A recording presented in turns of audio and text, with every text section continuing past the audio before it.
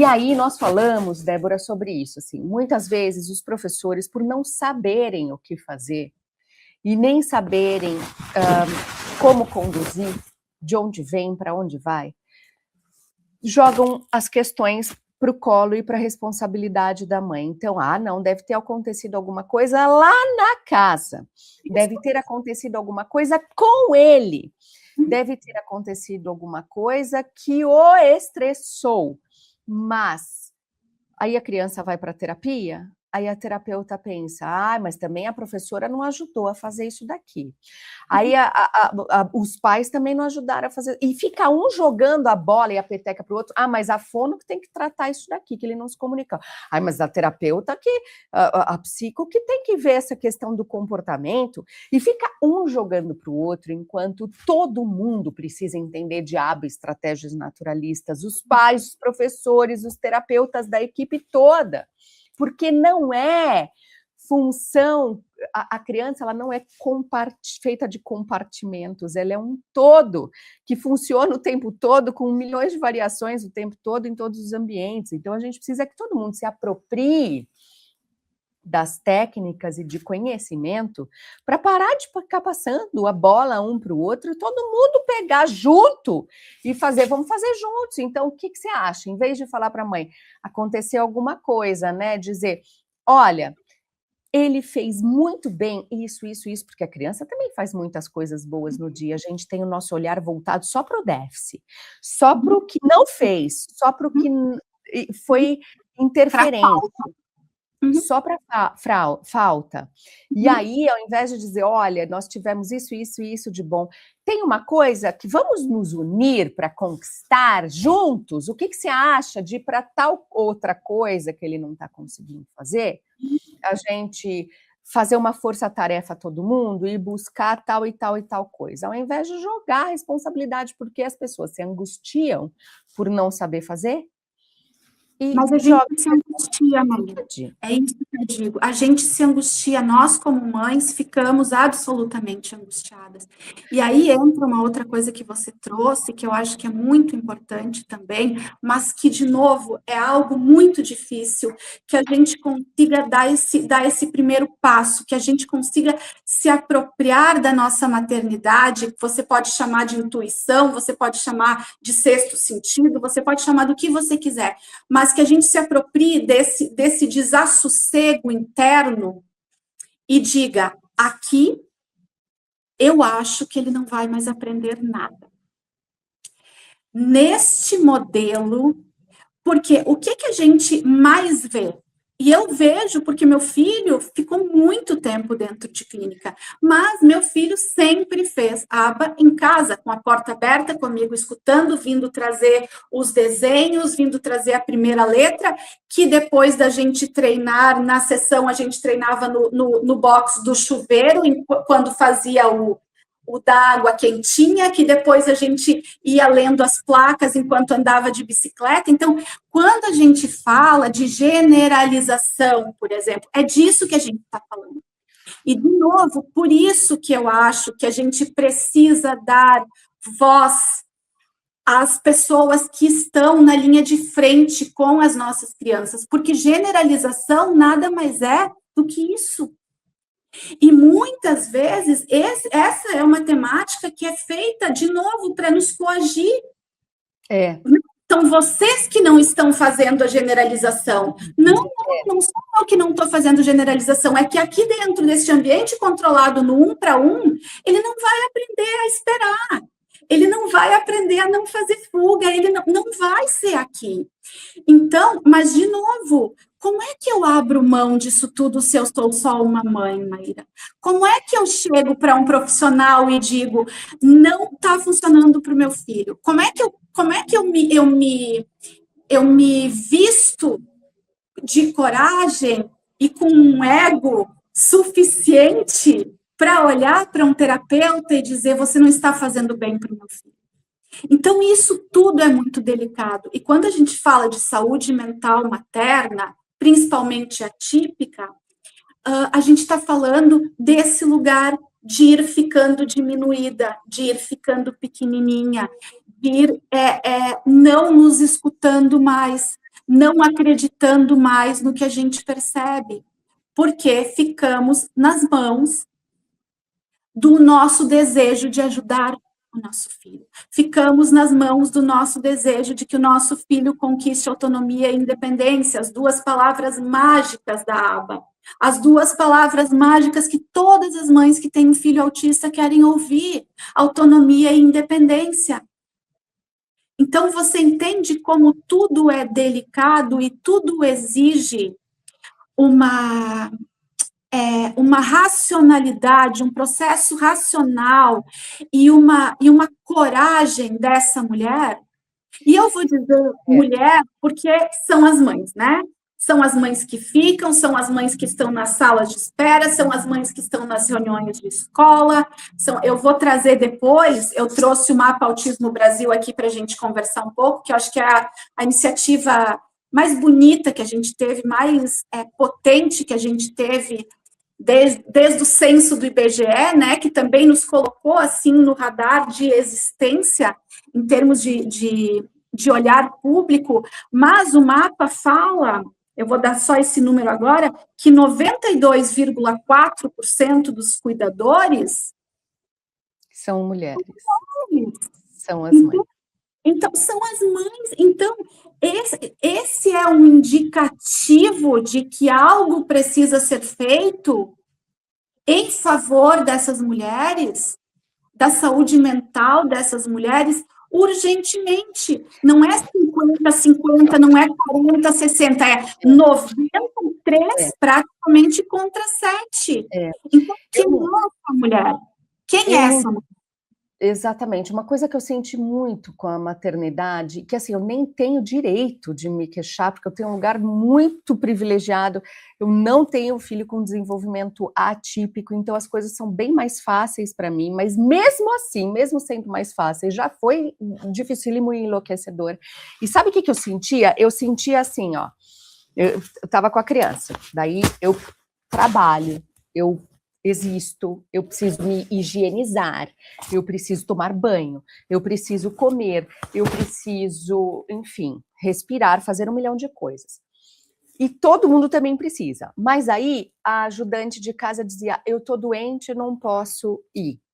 Aí o marido diz, bom, eu tenho uma reunião, não posso ficar. E aí vai passando a criança assim, tem alguém que é a última da fila, que não tem para quem passar mais. Todo mundo tem para quem passar. E a última da fila é a mãe. Então, não importa se a mãe está doente, se tem reunião, se tem coisa. A mãe não importa. Eu senti isso. Mas assim, não é possível que seja assim. Não é possível que seja assim. E aí, eu já te falei várias vezes sobre isso, e eu gosto muito dessa iniciativa do Mário Furtacor, que nasceu não para olhar para a maternidade atípica, mas nasceu para olhar para a mãe, porque os dados, Maíra, os dados que a gente tem em relação à saúde mental materna, ponto, sem o atípica, são assustadores. A cada 4 mulheres, uma relata sintomas de puerpério, ansiedade, depressão e ideação suicida persistentes. A gente não tem isso mapeado, a gente não consegue olhar para isso num olhar de política pública, mas a gente tem quem está debruçado sobre isso. E os dados nós precisamos falar sobre isso, e tem muita gente fazendo comentários aqui. Outro dado importantíssimo. Uma das maiores causas de morte de mulheres é o suicídio no primeiro ano de vida do filho. Ai, Deus. É sobre isso que o Mário Furtacor se debruça. É por isso que eu acho essa iniciativa tão importante. Porque a gente precisa olhar para isso. Porque ela é a última da fila, porque ela é para quem não tem por onde o nenê mais passar. Porque ela não precisa tomar banho, ela não precisa secar o cabelo, ela não precisa fazer reunião, ela não precisa... Então, todo mundo tem suas necessidades. Menos a mãe. Mas ela não importa. Menos a mãe. E olha o que a Karine diz. Isso é cultural. É cultural, olha, Karine, eu tive trocar o paradigma, trocar este olhar, porque é muito fácil falar das belezas da maternidade, e elas existem, elas são maravilhosas, é muito bom ser mãe, é incrível ser mãe, mas Sim, ninguém está dizendo que não queria ser mãe. Não, para quem optou por ser mãe, é muito difícil que a maternidade não seja um terreno interessantíssimo de experiências, né? Mas isso não termina ali. E a gente precisa entender que mesmo experiências muito positivas vão cansar, vão nos deixar sobrecarregadas, Claro que sim. E a gente precisa falar sobre isso com mais tranquilidade. Olha, hoje de manhã, uma mãe me falou, Débora, você não cansa de falar sobre esse assunto? E eu falo, gente, não tem como, a gente não é possível que se canse de falar sobre isso, sabe? e tomara que você não canse, porque você é muito importante para milhões de mães que estão nos ouvindo. Olha a Karine dizendo, eu tive que deixar meu trabalho para cuidar da minha 24 horas por dia, sem rede de apoio. Eu sou AT da minha filha, fico com ela na escola, em casa, e ainda tenho que escutar a groselha dos outros. Por que ela? Isso. Porque ela. Isso. Mas é isso. E você, eu e você vemos isso centenas todos os dias, certo? Todos os dias, todos os dias. E aí tem isso, então a mãe é a mãe é a AT, a mãe é o advogado, a mãe é a professora, a mãe é... Porque sobra a mãe, sobra a mãe. E aí, de novo, eu vou usar os dados do mapa aqui, porque me chamou muita atenção, eu, desde que o mapa foi publicado, agora no meio de abril, em Brasília, eu ando com um braço, porque é o primeiro grande instrumento de rastreamento que a gente tem. E sem rastrear, sem poder traduzir o que é ciência e números e exatidão para o que existe, a gente não consegue falar sobre nada.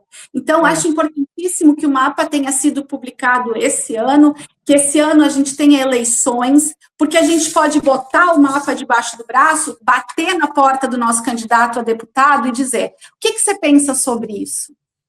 O que você imagina em termos de política pública? E agora que está documentado? Está documentado. O que a gente vai fazer com isso? Carol maravilhosa, gratidão a Carol, que teve a iniciativa. Carol maravilhosa. Carol maravilhosa. Muita gente maravilhosa. Muito. O mapa abre um outro lugar de debate. Abre um outro lugar. Um lugar que era, de novo, um lugar que era acadêmico, um lugar que era das sociedades de pediatria, de neurologia, de psiquiatria, de não sei de onde. O mapa traz uma questão territorial, traz uma questão social, traz uma questão cultural. Quem é, e a gente está falando de mulheres, eles têm tantos outros números importantes, mas aqui ele nos diz quem é esta mulher que respondeu a isso. E esta mulher quer ver? Essa mulher tem mais de 35% ensino superior e pós-graduação. E ainda assim, mais de 30%, 35% tem pós-graduação e ensino superior, mas 30% estão fora do mercado de trabalho dessas cuidadoras. Por quê? Por que será? Por quê? Por que são as mulheres que estão fora do mercado de trabalho? Porque é impossível que a gente dê conta dessas demandas todas. É impossível. E agora, diante disso, de novo, a gente pode pegar este documento e ir atrás de políticas públicas, porque a gente precisa olhar para a criança e para a mãe.